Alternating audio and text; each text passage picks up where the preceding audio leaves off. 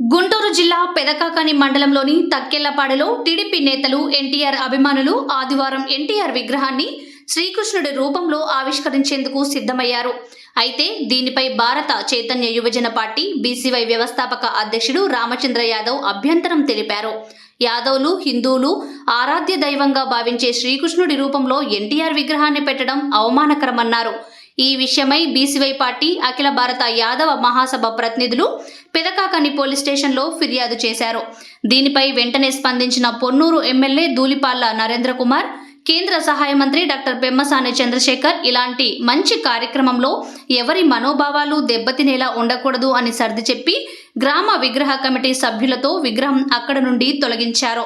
ఈ సందర్భంగా BCY party వ్యవస్థాపక అధ్యక్షులు బోడే రామచంద్ర యాదవ్ మంగళగిరి నగరంలోని భారత చైతన్య యువజన పార్టీ బీసీవై పార్టీ ఆంధ్రప్రదేశ్ రాష్ట్ర ప్రధాన కార్యాలయంలో విలేకరుల సమావేశం ఏర్పాటు చేసి మీడియాతో మాట్లాడారు.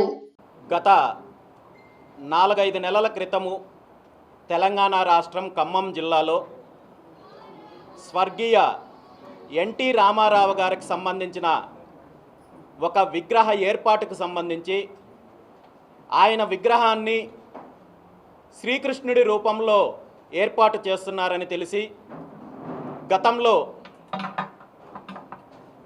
వివిధ హిందూ సంఘాలు కావచ్చు, శ్రీకృష్ణుడి భక్తులు కావచ్చు, యాదవ సంఘాలు కావచ్చు పూర్తి స్థాయిలో వ్యతిరేకించి అదేవిధంగా తెలంగాణ హైకోర్టు నుండి ఈ విగ్రహ ఏర్పాటు చేస్తే మతపరమైన వివాదాలు తలెత్తుతాయని చెప్పి ఆ కార్యక్రమాన్ని నిలుపుదల చేయడం జరిగింది. అయితే అదే పరిస్థితి గత 2 రోజుల క్రితము ఆంధ్రప్రదేశ్ రాష్ట్రం గుంటూరు జిల్లా తక్కెళ్లపాడు అనే ప్రాంతంలో కొంతమంది అధికార పార్టీకి సంబంధించిన వ్యక్తులు అదే మాదిరి శ్రీకృష్ణుడి రూపంలో ఉన్న ఎన్టీ రామారావు గారి విగ్రహావిష్కరణకి పూనుకోవడం జరిగింది. ఈ విషయం తెలిసిన వెంటనే రాష్ట్రంలో ఉన్న హిందూ సంఘాలు, యాదవ సంఘాలతో పాటు ప్రతి ఒక్కరూ కూడా ఈ విషయాన్ని ఖండించారు, వ్యతిరేకించారు. నేను నేరుగా ఆ గ్రామానికి వెళ్ళి అక్కడ నిర్వాహకులు ఎవరైతే ఉన్నారో వాళ్ళతో చర్చించి రామారావు గారి విగ్రహ ఏర్పాటుకు మేము వ్యతిరేకం కాదు, కానీ నటుడిని దేవుడి రూపంలో ప్రతిష్ఠిస్తే వివాదం అవుతుంది, ఇబ్బంది అవుతుంది అనే విషయాన్ని నచ్చజెప్పినప్పటికీ కూడా నిర్వాహకులు వినే పరిస్థితుల్లో లేనప్పుడు దీని మీద స్పష్టమైన ప్రకటన కూడా చేయడం జరిగింది.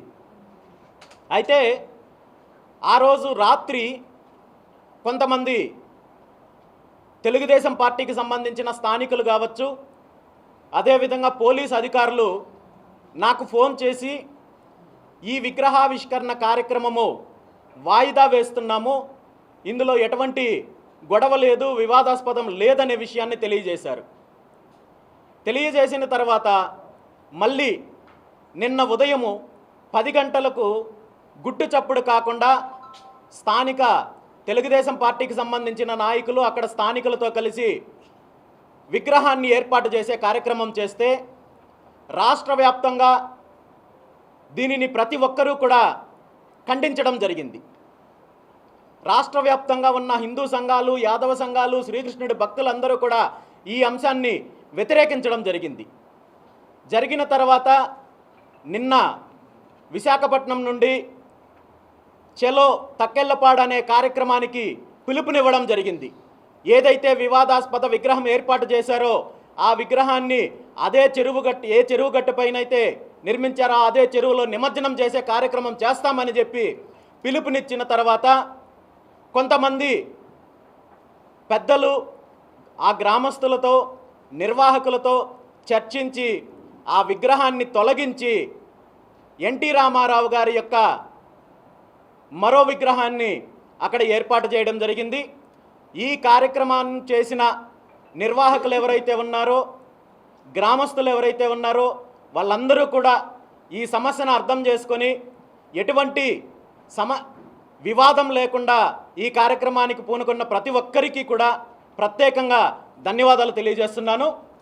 దాంతోపాటు అక్కడ గ్రామస్తులను, నిర్వాహకులను, స్థానికంగా ఉంటున్న అధికార పార్టీకి సంబంధించిన ఎమ్మెల్యే కావచ్చు, మిగిలిన నాయకులు కావచ్చు, రెచ్చగొట్టే ప్రయత్నం చేసి ఎవరు ఎన్ని రకాలుగా అభ్యంతరం పెట్టినా మేము అధికారం ఉంది కాబట్టి మేమేమైనా చెయ్యగలమనే విధంగా రెచ్చగొట్టినప్పటికీ కూడా చివరిలో ఈ అంశానికి సంబంధించి రాష్ట్ర మంత్రి నారా లోకేష్ గారు ఎటువంటి బేసిసాలకు పోకుండా ఇందులో చొరవ తీసుకొని ఆ విగ్రహాన్ని తొలగించి ఎన్టీ రామారావు గారి నిజమైన విగ్రహాన్ని ఏర్పాటు చేయడానికి సహకరించిన మంత్రి నారా లోకేష్ గారికి ప్రత్యేకంగా ధన్యవాదాలు తెలియజేస్తున్నాను.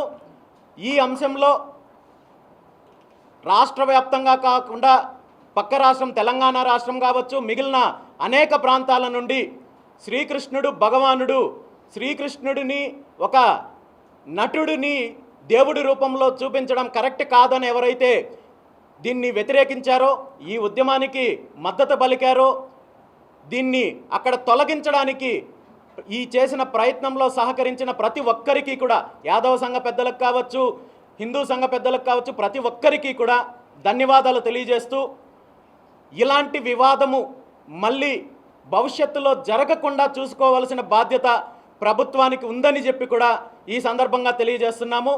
ఎన్టీ రామారావు గారి విగ్రహ స్థాపనకు కానీ ప్రతిష్టకు కానీ ఇక్కడ ఎవరికీ అభ్యంతరం లేదు. ఆయన గొప్ప నటుడు కావచ్చు, ఆయన ఒక పార్టీ అధ్యక్షుడు కావచ్చు, పార్టీ వ్యవస్థాపక అధ్యక్షుడు కావచ్చు, ఈ రాష్ట్రానికి ముఖ్యమంత్రిగా చేసిండొచ్చు. కానీ శ్రీకృష్ణ భగవానుడిని ఆయన రూపంలో చూపిస్తే ఇది రాబోయే తరాలకు ఒక తప్పుడు సంకేతం వెళ్తుంది. నటుడి రూపంలో దేవుణ్ణి చూపిస్తే ఈ దేవుడి వేషం వేసిన ప్రతి నటుడికి రేపు పొద్దున్నే విగ్రహాలు పెట్టే అవకాశం ఉంది.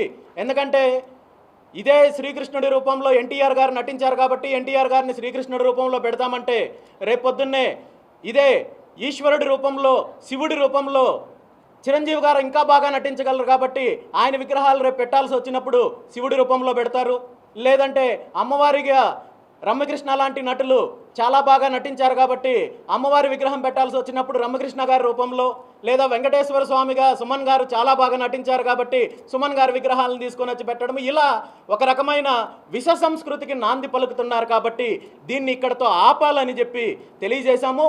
ఏది ఏమైనా ఈ వివాదము ఇక్కడతో ముగించడానికి సహకరించిన ప్రతి ఒక్కరికి, అదేవిధంగా దీన్ని అర్థం చేసుకొని ఇక్కడ ఆ విగ్రహాన్ని తొలగించిన నిర్వాహకులకు పూర్తి స్థాయిలో ప్రత్యేకంగా ధన్యవాదాలు తెలియజేస్తూ, మరో అంశం ఏంటంటే ఈ వివాదము ఇక్కడతో ముగుస్తుందనుకుంటే కొంతమంది అధికార పార్టీకి సంబంధించిన నాయకులు, తెలుగుదేశం పార్టీకి సంబంధించిన కొంతమంది నాయకులు, కొంతమంది వ్యక్తులు రెచ్చగొట్టే ప్రయత్నం చేస్తున్నారు.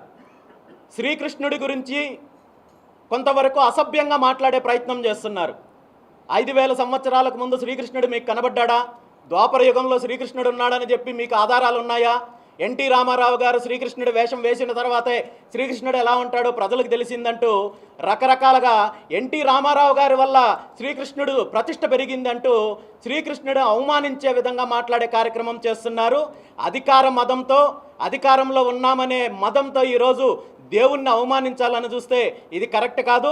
దయచేసి ఇలాంటి తప్పుడు ప్రచారాన్ని వెంటనే ఆపుకోవాలని చెప్పి ఈ సందర్భంగా హెచ్చరిస్తున్నాను. దాంతోపాటు నన్ను ప్రత్యేకంగా అనేక రకాలుగా మాట్లాడే కార్యక్రమం చేస్తున్నారు. నన్ను టార్గెట్ చేయాలని ప్రయత్నం చేస్తున్నారు. నా మీద కావచ్చు, లేదంటే మంగళగిరిలో ఉన్న పార్టీ ఆఫీస్కి వస్తాము, ఇంకో రకంగా చేస్తామంటూ వేరే రకంగా మాట్లాడే ప్రయత్నం చేస్తున్నారు. ఇలాంటి ఉడత బెదిరింపులకి బెదిరే ప్రసక్తే లేదు. గతంలో చూశారు. గతంలో కొంతమంది నా ఇంటికి వస్తే వాళ్ళ చరిత్రలు ఏమయ్యాయో మీకు తెలుసు. నేను న్యాయబద్ధంగా పోరాడుతున్నాను. నేను ఒక ఆశయం కోసం పోరాడుతున్నాను. ఎక్కడ బీసీలకు అన్యాయం జరిగినా, ఎక్కడ హిందూ ధర్మానికి అన్యాయం జరిగినా నేను ఈ జరిగిన అన్యాయం పైన, అరాచకం పైన, దోపిడీ పైన పోరాటం చేస్తున్నాను తప్ప వ్యక్తిగతంగా నేను పోరాటం చేయడం లేదు. మీలాంటి ఉడత బెదిరింపులకి బెదిరే ప్రసక్తే లేదు. ఇలాంటి చిల్లర మాటలు, ఇలాంటి అసభ్యకరమైన ప్రేలాపనలు చేస్తే మాత్రం పళ్ళు రాలుతాయని చెప్పి ఈ సందర్భంగా ఎవరైతే మాట్లాడుతున్నారో వాళ్ళందరినీ కూడా హెచ్చరిస్తూ, ఎందుకంటే ఈరోజు మీకు అధికారం ఉంది కదా, ఏమైనా మాట్లాడొచ్చు, ఏమైనా చెయ్యొచ్చు అనుకుంటే మాత్రము అది జరగదు. ఖచ్చితంగా మేము సమస్య మీద పోరాటం చేస్తున్నామో, ఎవరి వల్ల అయితే సమస్య వచ్చిందో వాళ్ళు దాన్ని అర్థం చేసుకొని దాన్ని సరిదిద్దుకున్నప్పటికీ కూడా ఇలాంటి రెచ్చగొట్టే ప్రయత్నం చేస్తే మాత్రము మరో రకంగా సమాధానం ఇవ్వాల్సి వస్తుందని చెప్పి ఈ సందర్భంగా తెలియజేస్తూ, ఏది ఏమైనా రాష్ట్రంలో 2 తెలుగు రాష్ట్రాల్లో రాబోయే రోజుల్లో బీసీల తరపున అదేవిధంగా బీసీలకు జరుగుతున్న అన్యాయం పైన ప్రభుత్వాలు బీసీలకు ఇచ్చి మాట తప్పి ఏ విధంగా మోసం చేస్తున్నారో వీటిపైన బీసీవై పార్టీ ఖచ్చితంగా పోరాటం చేస్తుంది.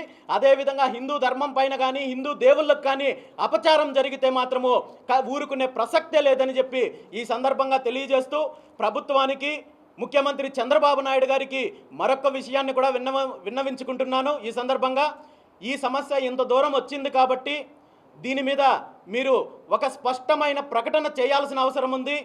గతంలో కొంతమంది తెలుసో తెలియకో దీని మీద పూర్తి అవగాహన లేకపోవడం వల్ల ఈ రాష్ట్రంలో చాలా ప్రాంతాల్లో ఇదే విధంగా వివాదాస్పదమైన విగ్రహాలు పెట్టే కార్యక్రమం జరిగింది. శ్రీకృష్ణుడి రూపంలో ఎన్టీ రామారావు గారి విగ్రహాలు పెట్టే కార్యక్రమం జరిగింది. ఈ విగ్రహాలకన్నింటికీ కూడా ఎన్నికల సమయంలో ఎన్నికల అధికారులు ముసుగులు వేసి శ్రీకృష్ణుడిని దేవుణ్ణి అవమానపరిచే కార్యక్రమం కూడా జరిగింది. ఇది మళ్ళీ రాబోయే రోజుల్లో జరగకుండా ఉండాలంటే 2 తెలుగు రాష్ట్రాల్లో కూడా ఎక్కడైతే శ్రీకృష్ణుడి రూపంలో ఎన్టీ రామారావు గారి విగ్రహాలు ఉన్నాయో వాటన్నింటినీ తొలగించి నిజమైన ఎన్టీ రామారావు గారి విగ్రహాన్ని స్థాపించాలని చెప్పి ముఖ్యమంత్రి చంద్రబాబు నాయుడు గారికి అదేవిధంగా తెలంగాణ ముఖ్యమంత్రి రేవంత్ రెడ్డి గారిని కోరుకుంటున్నాను. ఈ విషయం పైన న్యాయ పోరాటం చేయడానికి కూడా బీసీవై పార్టీ సిద్ధంగా ఉంది. మేము సమస్యల మీద పోరాడుతున్నాము, జరుగుతున్న అన్యాయం పైన, అపచారం పైన, అవినీతి పైన పోరాడుతున్నాం తప్ప వ్యక్తిగతంగా పోరాటం లేదు. దీన్ని డైవర్ట్ చేయాలనో లేదా నన్ను బెదిరించాలని చూస్తే మాత్రము పరిణామాలు తీవ్రంగా ఉంటాయని చెప్పి ఈ సందర్భంగా తెలియజేస్తున్నాను. ఈరోజు ఉదయమే కొంతమంది అధికార పార్టీకి సంబంధించిన వ్యక్తులు, అధికార పార్టీకి సంబంధించిన పెద్దలు నాకు ఫోన్ చేసి హెచ్చరించే కార్యక్రమం కూడా చేస్తున్నారు.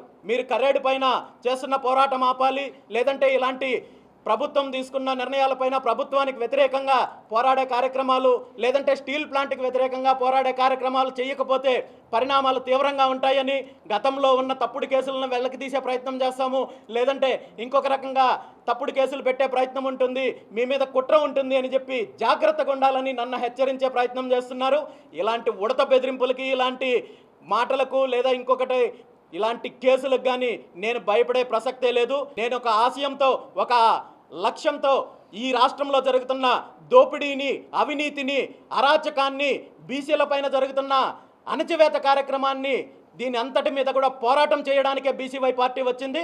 రాబోయే రోజుల్లో ఖచ్చితంగా ఎక్కడ ఎటువంటి అన్యాయం జరిగినా, ఎటువంటి ప్రజా వ్యతిరేక విధానాలు జరిగినా బీసీవై పార్టీ పోరాటం చేస్తుందని చెప్పి ఈ సందర్భంగా తెలియజేస్తూ, మరొకసారి ఈ అంశంలో సహకరించిన ప్రతి ఒక్కరికి కూడా ధన్యవాదాలు తెలియజేస్తూ సెలవు తీసుకుంటున్నాను. Thank you very much.